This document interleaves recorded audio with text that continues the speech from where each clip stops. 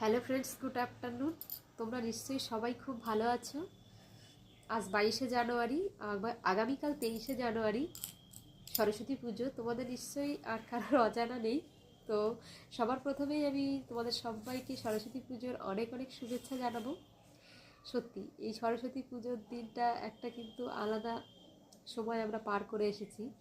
এখন একটা এজে এসে কিন্তু আমাদের ছেলেমেয়েরাই সেইটা করছে যেটা আমরা করে এসেছি একটা সময়। তো বেশ কয়েক বছর আমি সরস্বতী পুজো করেছি আমার বাড়িতেই। আমি তখন টিউশনি পড়াতাম, আর তারপরেও আমি অঞ্জলি প্রতি বছরই দিতাম। কিন্তু এই কয়েক বছর হচ্ছে আমি অঞ্জলি দিতে পারিনি। তার কারণ আমি একটা প্রাইভেট কোম্পানিতে কাজ করতাম, আর সেখানে নো ওয়ার্ক নো পে ছিল, আর সরস্বতী পুজোতে সেখানে কোনো ছুটি ছিল না। তো তার জন্য আমি চলে যেতাম কাজ করতে। বাড়িতে ছেলেকে গুছিয়ে অঞ্জলি টঞ্জলি দেওয়ার মতো প্রস্তুতি করে আমি কাজে চলে যেতাম। তো এবছর আমি কাজটা করছি না আপাতত, মানে এই জানুয়ারি মাসেই কাজটা আমি ছেড়ে দিয়েছি। তো এবছর ভাবছি আমি কালকে সরস্বতী পুজোর অঞ্জলি দেব। তো আমার খুব ভালো লাগছে।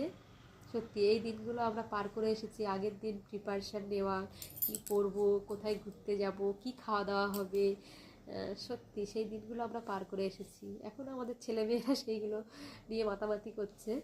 তো যাই হোক, সবাইকে শুভেচ্ছা জানিয়ে আমি ভিডিওটা এন্ড করছি।